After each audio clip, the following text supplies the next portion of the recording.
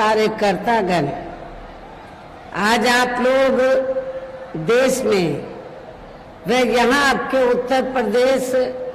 State में भी लोकसभा के लिए हो रहे आम चुनाव में अपनी पार्टी के उम्मीदवारों के समर्थन में मुझे सुनने के लिए यहाँ इकट्ठा हुए हैं, तो उसके लिए मैं आप सभी लोगों का हार्दिक दिल से आभार प्रकट करती हूँ। वैसे आप लोगों को ये विदित है कि हमारी पार्टी कांग्रेस, बीजेपी व अन्य किसी भी विरोधी पार्टी तथा गठबंधन आदि के साथ मिलकर नहीं, बल्कि अकेले ही अपनी पार्टी के बलबूते पर पूरी तैयारी व दमदारी के साथ ये चुनाव लड़ रही है। इसके साथ ही हमने टिकट बंटवारे के मामले में भी सर्व समाज के लोगों को उचित भागीदारी दी है, जिनको कामयाब बनाने के लिए अपनी पार्टी के लोग पूरे जी जान से लगे हुए हैं। हालांकि आज यहाँ आपकी इकट्ठा हुई अपार भीड़ व भीड़ के जबरदस्त जोश को भी देखकर अब मुझे भी ये काफी हद तक भरोसा हो गया है कि पिछली बार की तरह इस बार भी आप लोग अपने प्रदेश से यहाँ लोकसभा चुनाव में अपनी पार्टी का बेहतर रिजल्ट जरूर लाएंगे। इसके लिए अब मैं आप लोगों का ध्यान को जरूरी बातों की तरफ दिलाना चाहती हूँ, और इस संबंध में मैं विशेषकर कांग्रेस, बीजेपी व इनके अन्य सभी सहयोगी दलों के बारे में ये कहना चाहूंगी कि आजादी के बाद शुरू में केंद्र व देश के काफी राज्यों में भी ज्यादातर सत्ता यहाँ कांग्रेस पार्टी के ही हाथों में केंद्रित रही है, किंतु इनकी अधिकांश मामलों में रही गलत नीतियों एवं गलत कार्य प्रणाली आदि की वजह से ही फिर इस पार्टी को केंद्र व काफी राज्यों की भी सत्ता से बाहर होना पड़ा है, तथा यही स्थिति इनकी सहयोगी पार्टियों की भी बनी रही है, जिसके कारण ही पिछले कुछ वर्षों से भारतीय जनता पार्टी व इनके सहयोगी दल केंद्र एवं काफी राज्यों की भी सत्ता में काबिज हो गए हैं, लेकिन इनकी भी ज्यादातर रही जातिवादी, पूंजीवादी, संकीर्ण, सांप्रदायिक व द्वेषपूर्ण नीतियों एवं कार्य प्रणाली आदि से तथा इनकी कथनी व करनी में भी काफी अंतर होने की वजह से अब ऐसा लगता है कि इस बार ये पार्टी भी यानी कि भारतीय जनता पार्टी भी केंद्र की सत्ता में आसानी से वापस आने वाली नहीं है, बशर्ते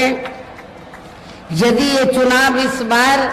फ्री एंड फेयर होता है तथा आम चर्चा के मुताबिक वोटिंग मशीनों में भी कोई गड़बड़ी आदि नहीं की जाती है। और वैसे भी इस बार चुनाव में इनकी कोई भी पुरानी व नई चल रही नाटकबाजी, जुमलेबाजी व गारंटी आदि काम में आने वाली नहीं है, क्योंकि अब देश की जनता काफी हद तक इस बात को समझ चुकी है कि इनकी पार्टी ने अब तक देश के विशेषकर गरीबों, कमजोर तबकों, मध्यम वर्गीय एवं अन्य मेहनतकश लोगों को जो इन्हें अच्छे दिन दिखाने के असंख्य प्रलोभन भरे वायदे किए हैं तथा अनेकों हवाई व कागजी गारंटी आदि भी दी है, तो उनका जमीनी हकीकत में अभी तक इन्होंने लगभग 1/4 हिस्सा भी कार्य पूरा नहीं किया है, बल्कि इसके स्थान पर इनका ज्यादातर समय व ताकत भी यहाँ इनके अपने चहेते रहे बड़े बड़े पूंजीपतियों एवं धन्ना सेठों को ही ज्यादा से ज्यादा मालामाल व धनवान आदि बनाने में तथा उन्हें हर स्तर पर छूट देने में व बचाने में ही लगी रही है, जिनके अधिकांश आर्थिक सहयोग से ही ये पार्टी व अन्य पार्टियां भी अपना संगठन चलाती हैं तथा चुनाव आदि भी लड़ाती हैं, जिसका काफी कुछ खुलासा बॉन्ड की आई रिपोर्ट से भी किया गया है। आप लोगों को ये मालूम है कि अभी कुछ दिन पहले माननीय सुप्रीम कोर्ट ने इस संबंध में जो कुछ कहा है और जो कुछ अखबारों में छपा है, तो अखबारों में क्या छपा है कि देश में बहुजन समाज पार्टी को छोड़कर कांग्रेस, बीजेपी, अन्य सभी विरोधी पार्टियां, तो सभी विरोधी पार्टियों ने बड़े बड़े पूंजीपतियों के जरिए बॉन्ड द्वारा काफी पैसा लिया है, लेकिन बहुजन समाज पार्टी ने एक भी रुपया किसी भी पूंजीपति से नहीं लिया है, जिसकी अब जांच पड़ताल भी काफी चल रही है।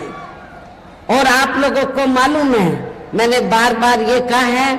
कि हमारी पार्टी गरीब और मजलूमों की पार्टी है। हमारी पार्टी दूसरी पार्टियों की तरह बड़े बड़े पूंजीपति और धन्ना सेठों से पैसा लेकर न पार्टी का संगठन चलाती है, न चुनाव आदि लड़ाती है। इसलिए हमारी पार्टी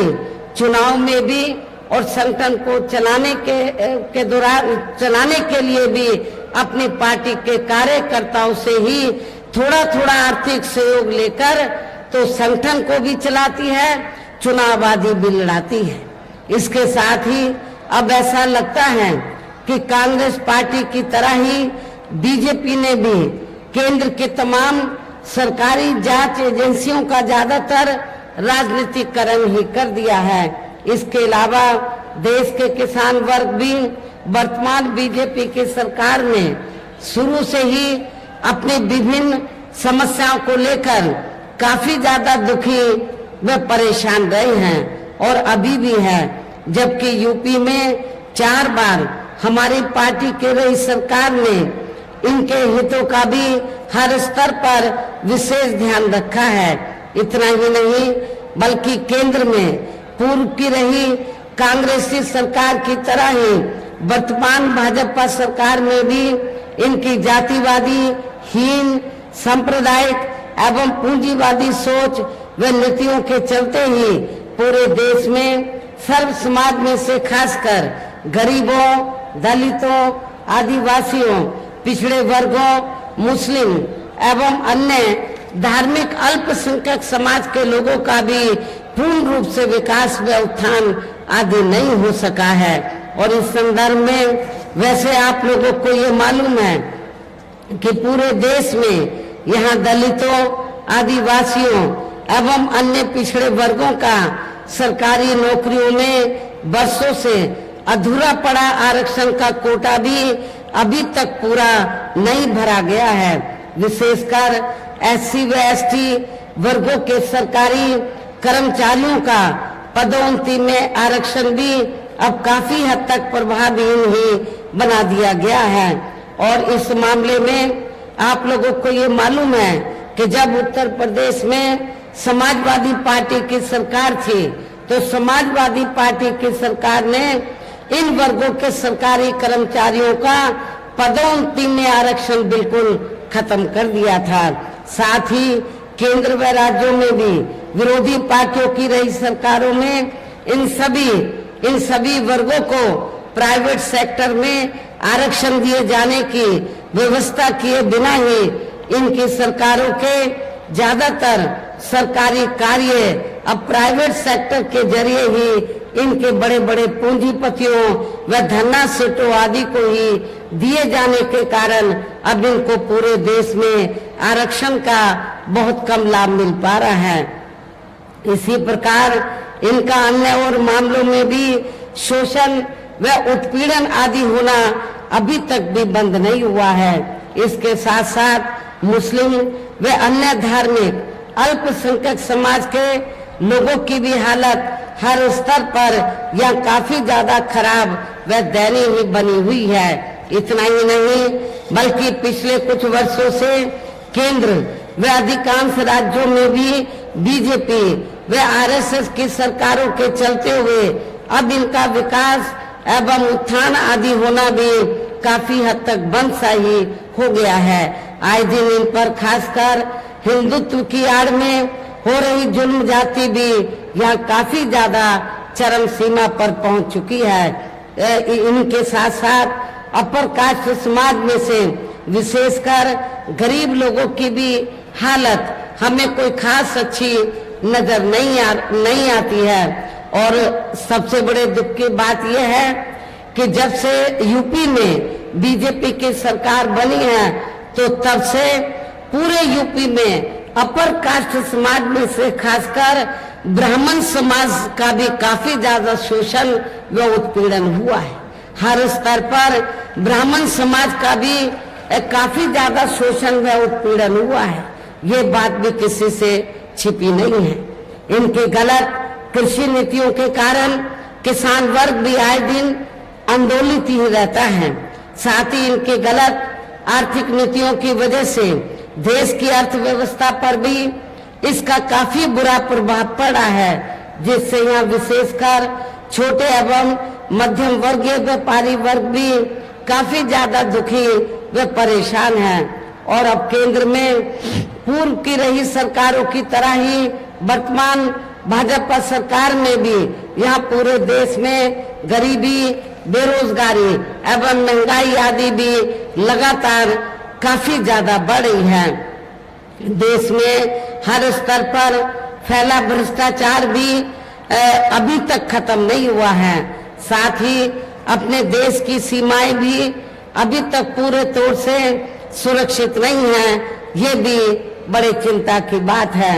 ऐसे में अब आप लोगों को देश में हो रहे लोकसभा चुनाव में कांग्रेस, बीजेपी व इनकी सहयोगी पार्टियों को भी केंद्र की सत्ता में आने से जरूर रोकना है। जिनकी गलत नीतियों व गलत कार्य प्रणाली आदि को आप लोग काफी हद तक आजमा भी चुके हैं। ऐसी स्थिति में अब ये विरोधी पार्टियां इस चुनाव में भी किस्म किस्म के साम, दाम, दंड भेद आदि अनेकों हथकंडे इस्तेमाल करके केंद्र की सत्ता में आने की पूरी कोशिश में लगे हैं, जिनसे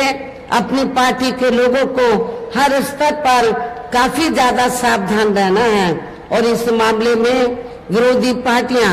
अपने अपने पक्ष में हवा बनाने के लिए खासकर मीडिया, ओपिनियन पोल व सर्वे आदि का जो बड़े पैमाने पर इस्तेमाल कर रही हैं, तो उससे भी अपनी पार्टी के लोगों को बिल्कुल भी गुमराह नहीं होना है। इसके साथ ही विरोधी पार्टियों के विभिन्न रूपों में जारी किए गए इनके हवाई व प्रलोभन भरे चुनावी घोषणा पत्रों एवं वायदों आदि के बहकावे में भी अपनी पार्टी के लोगों को कतई भी नहीं आना है, जिन्हें ये पार्टियां चुनाव खत्म होने के बाद ज्यादातर अमल में नहीं लाती हैं। और अब जिन पर से देश की जनता का अधिकांश विश्वास ही उठ गया है, यही खास वजह है कि हमारी पार्टी किसी भी चुनाव में अपनी पार्टी का कोई भी चुनावी घोषणा पत्र आदि जारी नहीं करती है। वैसे भी हमारी पार्टी किसी भी मामले में कहने में बहुत कम बल्कि कार्य करके दिखाने में ही ज्यादा विश्वास रखती है। और इस बात का सबसे बड़ा सबूत ये है कि उत्तर प्रदेश में 4 बार हमारी पार्टी के नेतृत्व में रही सरकार ने चुनाव में अपनी पार्टी के बिना कोई जारी किए गए चुनावी घोषणा पत्र के ही प्रदेश व आम जनहित में काफी कुछ ऐतिहासिक कार्य करके दिखाए हैं, जिनकी अब देश में अधिकांश पार्टियों की सरकारें काफी नकल भी कर रही हैं। जबकि इस मामले में हमारी पार्टी का ये कहना है कि यदि इन पार्टियों के स्थान पर केंद्र में हमें अपनी पार्टी की सरकार बनाने का मौका मिलता है तो तब फिर हमारी पार्टी की बनी सरकार केंद्र में या अब तक की रही सभी विरोधी पार्टियों की सरकारों की तरह केवल हवाई व कागजी कार्य आदि नहीं करेगी, बल्कि उत्तर प्रदेश की तरह ही जमीनी हकीकत में ठोस कार्य करके दिखाएगी। और इस संदर्भ में खासकर मैं ये कहना चाहूंगी, केंद्र द्वारा देश में पिछले कुछ समय से अति गरीब परिवारों को अस्थायी तौर पर फ्री में जो थोड़ी सी खाद्य सामग्री या राशन आदि दी जा रही है, तो उससे इनका स्थायी तौर पर भला होने वाला नहीं है। और मुझे ये भी जानकारी मिली है कि पिछले कुछ समय से भारतीय जनता पार्टी की सरकार ने, केंद्र की सरकार ने पिछले कुछ समय से जो गरीब लोगों को स्थायी तौर पर जो फ्री में थोड़ा राशन दिया है, तो चुनाव के दौरान उसके एवज में भारतीय जनता पार्टी और आरएसएस के लोग ये कहते घूम रहे हैं गांव-गांव में कि हमने आपको फ्री में राशन दिया है, आप हमें वोट दीजिए। लेकिन मैं अपने गरीब लोगों को ये बताना चाहती हूँ, आप लोगों को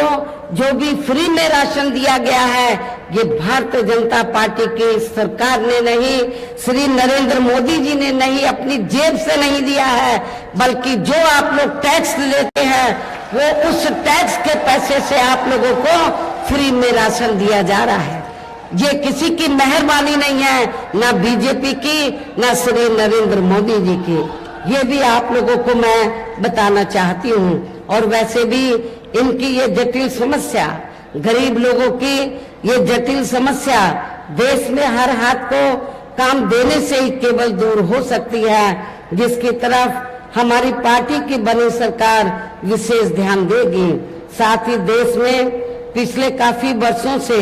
आए दिन बढ़ रही गरीबी, बेरोजगारी व महंगाई आदि से भी जनता बहुत ज्यादा दुखी व परेशान है, जिसे भी आर्थिक नीतियों में तब्दीली करके जरूर दूर किया जाएगा। धर्म की भी आड़ में, खासकर हिंदुत्व की भी आड़ में पिछले कुछ वर्षों से विशेषकर मुस्लिम समाज के लोगों का द्वेष की भावना से जो उनका काफी ज्यादा शोषण व उत्पीड़न आदि किया जा रहा है, तो उसे भी जरूर रोका जाएगा। और ये सब हमने अपने यूपी की रही सरकार में करके भी दिखाया है। इसके अलावा हमने यूपी में सर्व समाज में से गरीब एवं बेरोजगार लोगों को बेरोजगारी भत्ता आदि न देकर उन्हें बड़ी तादाद में रोटी रोजी के साधन भी उपलब्ध कराए हैं, जो अब ये कार्य भी अधिकांश ठंडे ही पड़े हैं, जिनको फिर केंद्र में बीएसपी की सरकार बनने पर प्राथमिकता दी जाएगी। कहने का तात्पर्य ये है कि देश में इस समय हो रहे लोकसभा चुनाव में विरोधी पार्टियों के जारी किए गए उनके हवाई व प्रलोभन भरे चुनावी घोषणा पत्रों आदि के बहकावे में अब यह खासकर देश के अति गरीबों, मजदूरों, बेरोजगारों एवं अन्य मेहनतकश लोगों को बिल्कुल भी नहीं आना है। और अब इन्हें ऐसी सभी विरोधी पार्टियों को हर हालत में केंद्र की सत्ता में आने से जरूर रोकना है, जिनकी कथनी व करनी में काफी अंतर रहा है तथा जिन्हें ये लोग बरसों से काफी आजमा भी चुके हैं। ऐसे में अब मेरा यही कहना है कि आप लोगों को अपने खुद के व अपने प्रदेश व क्षेत्र एवं देश के भी हित में अपने वोटों को या कांग्रेस, बीजेपी व अन्य सभी विरोधी पार्टियों को न देकर केवल अपनी एकमात्र हितैषी पार्टी बहुजन समाज पार्टी को ही देना है। जो ये पार्टी उत्तर प्रदेश की तरह ही केंद्र में भी अपनी पार्टी की सरकार बनने पर फिर पूरे देश में जहां अपनी पार्टी की सर्वजन हिताय व सर्वजन सुखाय की नीतियों पर आधारित ही सरकार चलाएगी। इसके साथ साथ केंद्र से जुड़ी आपके क्षेत्र की जो भी यहाँ स्थानीय समस्याएं होंगी तो उन्हें भी फिर जरूर दूर करने का हर संभव पूरा प्रयास किया जाएगा। साथ ही यहाँ गरीबों, मजदूरों, बेरोजगारों, कर्मचारियों, किसानों, छोटे व्यापारियों एवं अन्य मेहनतकश लोगों के हितों का भी विशेष ध्यान रखा जाएगा। सर्व समाज में से खासकर दलितों, आदिवासियों, पिछड़े वर्गों, गरीबों, मुस्लिम व अन्य धार्मिक अल्पसंख्यक समाज के लोगों के विकास व उत्थान के साथ साथ हर स्तर पर इनकी सुरक्षा आदि के लिए भी सख्त कदम उठाए जाएंगे और तभी फिर यहाँ वास्तव में अपने देश के महान संतों, गुरुओं व महापुरुषों में भी विशेषकर महात्मा ज्योतिराव फूले, श्री छत्रपति शाहू जी महाराज, श्री नारायण गुरु, बाबा साहब डॉक्टर भीमराव अंबेडकर एवं मान्यवर श्री कांशीराम जी आदि का अधूरा राज सपना जरूर साकार हो सकता है, जिनको यूपी में हमारी पार्टी की रही सरकार द्वारा हर स्तर पर पूरा आदर सम्मान दिया गया है। इन्हीं खास बातों के साथ ही अब मेरा देश व आपके स्टेट के भी हित में यही कहना है कि हमारी पार्टी ने यहाँ आपके क्षेत्र में जिनको भी लोकसभा के लिए चुनाव के मैदान में उतारा है,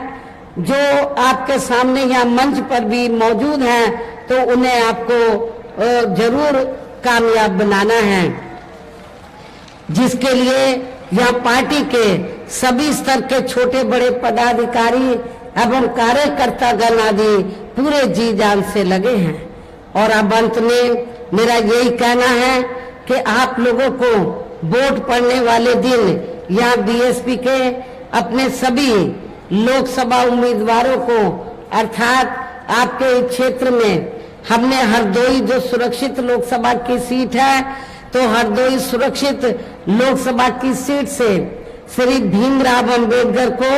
चुनाव के मैदान में उतारा है, जिन्होंने तो आपके हरदोई नहीं, हरदोई के साथ साथ पूरे लखनऊ मंडल को बीएसपी से जोड़ने के लिए इन्होंने हर संभव बीएसपी की विचारधारा से जोड़ने के लिए हर संभव पूरा प्रयास किया है। तो इन्होंने यहाँ से चुनाव लड़ने का फैसला लिया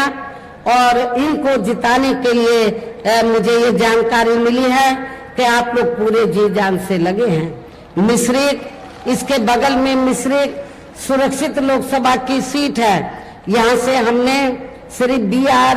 अहलवार को हमने चुनाव के मैदान में उतारा है। ये भी पढ़े लिखे रिटायर अधिकारी हैं, तो मेरी इनको भी आप लोगों को कामयाब बनाना है। उन्नाव लोकसभा की सीट से, क्योंकि यहाँ पर ब्राह्मण समाज की आबादी काफी ज्यादा है, किसी भी पार्टी ने ब्राह्मण समाज को वहाँ लोकसभा का टिकट नहीं दिया है। उन्नाव में पहले भी ब्राह्मण समाज का हमारा प्रत्याशी चुनाव जीत चुका है, तो हमने काफी गंभीरता से सोच विचार करने के बाद उन्नाव लोकसभा की सीट से ब्राह्मण समाज के व्यक्ति को टिकट दिया है। श्री अशोक कुमार पांडे को हमने चुनाव के मैदान में उतारा है। ये हमारे तीनों प्रत्याशी आपके सामने मौजूद हैं, तीनों मिशनरी हैं और श्री BR अम्बेडकर के बारे में मालूम है कि ये पार्टी की मूवमेंट को आगे बढ़ाने में खासकर लखनऊ मंडल में पूरे जी जान से लगे रहे हैं। ऐसे अपने कर्मठ साथी को, सर्व समाज के लोगों को एक एक वोट देकर इनको कामयाब बनाना है। उनके दूसरे साथी है मिश्रिक से, उनको भी उन्नाव के अपने साथी को भी जरूर कामयाब बनाना है और अपनी पार्टी के इन तीनों उम्मीदवारों को पार्टी का जो चुनाव चिन्ह हाथी है, हाथी चुनाव चिन्ह के सामने वाले बटन को दबाकर इनको भारी वोटों के अंतर से जरूर जिताना है, इनको पार्लियामेंट में जिताकर जरूर भेजना है। इस खास अपील के साथ ही अब मैं अपनी बात यही समाप्त करती हूँ। जय भीम, जय भारत।